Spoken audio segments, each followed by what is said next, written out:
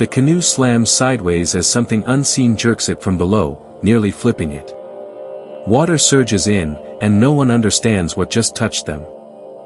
The second impact is harder, snapping an or clean in half. The lake goes still immediately after, like nothing ever moved beneath it. No ripples.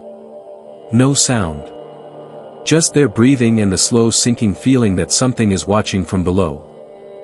They reach the shore too fast, dragging the canoe across rocks like they're escaping something chasing them. No one speaks about what happened. The forest stands silent, unnaturally still, as if waiting for them to step inside. One of them hesitates, sensing they shouldn't go further. A distant metallic clink echoes through the trees, sharp and deliberate. It doesn't sound like nature. They move anyway, deeper into the trail, as if pulled forward by something none of them agreed to follow. A shape hangs from a branch ahead, too deliberate to be natural, too still to be harmless. It's a carved face, hollow eyes staring straight down the path they're walking. None of them remember seeing it before. They keep moving, but now every step feels watched, measured, like they've crossed into something they don't understand. They find a campsite that shouldn't be there, fresh ashes, but no people. Equipment left behind like someone vanished mid-action. A cup rolls slowly across the ground on its own, stopping at one of their feet. No wind. No explanation. They decide to stay anyway. The decision feels wrong the moment it's made, like something else chose it for them. Night falls faster than expected, swallowing the trees in seconds. The fire barely pushes back the darkness. Something moves just beyond the firelight, too tall, too still, and gone the moment they look directly at it. One of them hears footsteps circling the camp, slow and deliberate, matching their breathing pace. They search with a flashlight, but the beam feels weak, swallowed before it reaches the trees. A figure stands between two trees, unmoving. When the light hits it, there's nothing there. They retreat into their tents, but the sound follows, closer now, right outside the fabric. Something presses against the tent wall from the outside, slow and deliberate, as if testing what's inside. The pressure on the tent suddenly stops. Silence returns, but it feels heavier than the noise ever did. Morning arrives too quickly. The campsite looks untouched, as if nothing happened during the night. The carved face from the trail now hangs above their campfire, placed where it wasn't before. No one admits moving it. The realization settles in, they're not alone, and never were.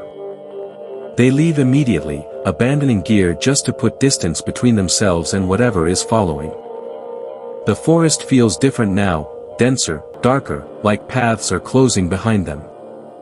They reach the lake again, but it's wrong. The shoreline doesn't match where they started.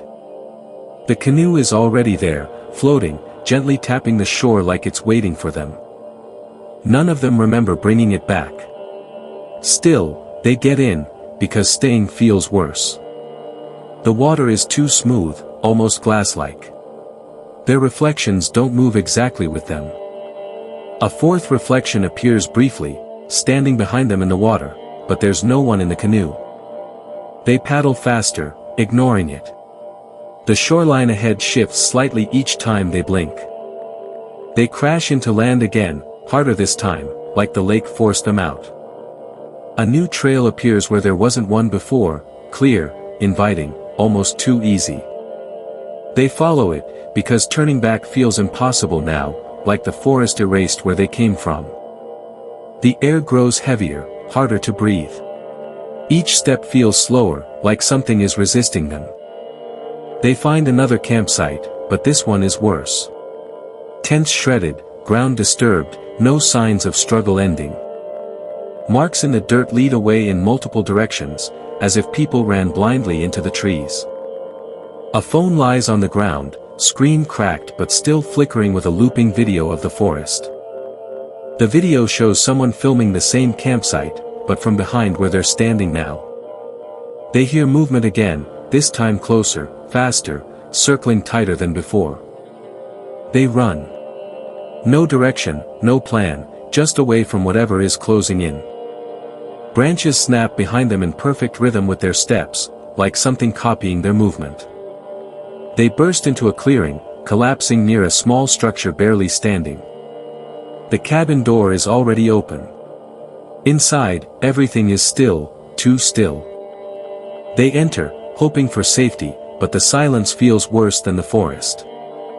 On the wall, dozens of carved faces stare back at them, identical to the one from the tree. Every single one is slightly different, like versions of the same face changing over time. A fresh one sits on a table, unfinished, but unmistakably shaped like one of them. Something thuds outside. Heavy. Close. Right against the cabin wall. The walls creak as if something is leaning against them from outside, testing their strength. A hand-shaped impression slowly presses into the wood from the outside, fingers stretching unnaturally long. They back away, realizing the cabin isn't protection, it's a trap. The door slams shut on its own, sealing them inside with whatever is outside. Footsteps begin inside the cabin now, slow, deliberate, coming from a room they didn't open. The handle turns by itself. None of them move. None of them breathe. The door opens just enough to reveal darkness that doesn't match the room's light. A shape moves inside that darkness, taller than the doorway, bending to fit through. One of them bolts for the exit, forcing the door open and running without looking back. The others follow, but when they look back, the cabin is gone. Completely gone. The forest is tighter now, pressing in from all sides. The path they just ran through no longer exists. They stop, trying to listen, but the forest answers with silence so complete it feels artificial. A low vibration hums through the ground beneath their feet, subtle but growing stronger with each second. The trees begin to shift, slowly at first, then faster, rearranging the forest around them.